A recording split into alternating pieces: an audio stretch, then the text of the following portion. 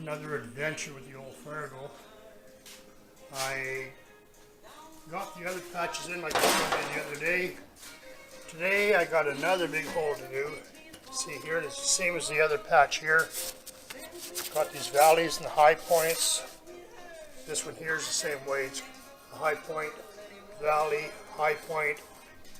And so I want to patch this one here today. And I got another one here.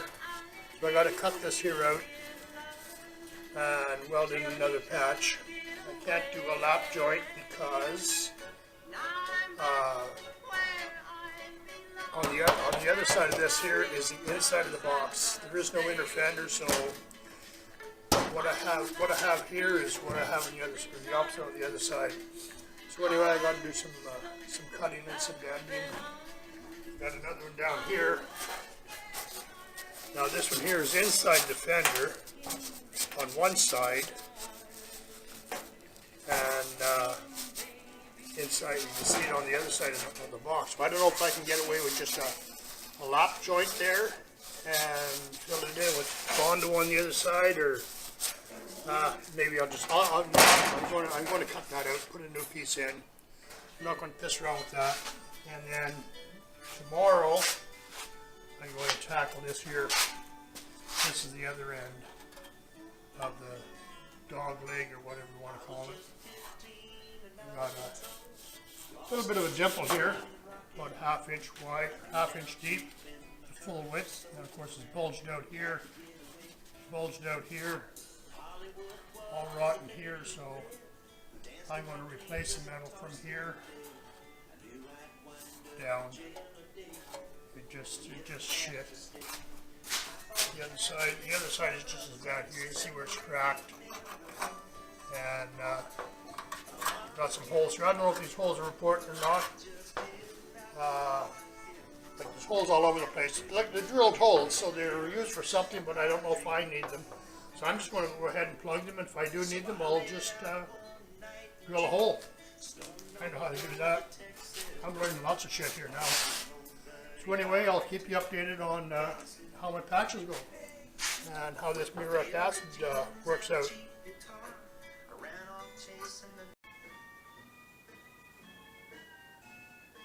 Well, let's say we cut that patch out, or cut the hole out. We put a patch in. What I did, I made the patch up. I bent it up the way the way I think it should be. I put it down here, and then I sprayed with primer just so I could see where the patch was going to be, and I'll just cut this area out and we'll get it all done. That's about the easiest way I can figure out how to do it. There's probably easier ways, but this is the way I figured it out.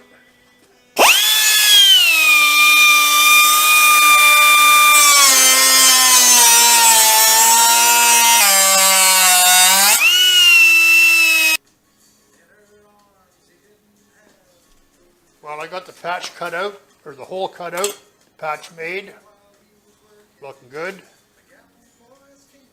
Got a nice little gap all the way around. Get it welded up, and one more patch down the hatch. And I got one more over on the other side, and then I can start. Oh no, I got another one over here too. This. I straightened this out. This here was that big divot with a ½ inch indent right here.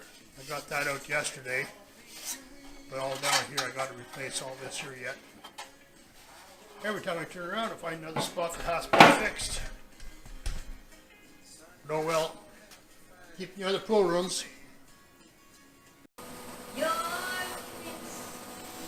Well, I got her all tacked in. I'm happy with it. Looking good. It formed well. I don't know if this here is normal or not with all the black around the welds. I don't know if the gas turned up too high, too low, whatever. The primer that I'm using is a Weld through primer, so it's not the primer burning. It's just black around the weld. Maybe it is normal. I don't know. It's a whole lot I don't know. Anyway, now to tackle this one here. Get a new corner on there.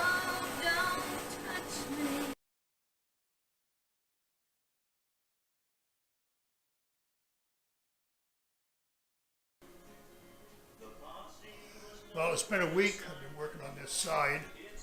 Well, it seems like a week, seems like a month. But anyway, I got all the patches in. This turned out really good. This turned out good. That one there is good. And this one here is good. This is the one I'm really impressed with.